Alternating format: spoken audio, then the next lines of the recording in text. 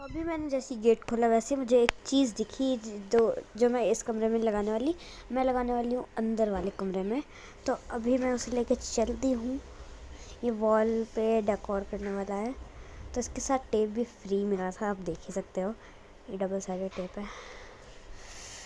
तो अभी मैं बैठ गई हूँ उसे लेके। अभी मैं क्या बताऊँ, अभी मैं इसे खोल लिया, उसमें बहुत ज़्यादा टाइम लगेगा, तो बाकी आप खुद ही देख लो। बाय बाय नहीं, मतलब वीडियो देखो यार आप।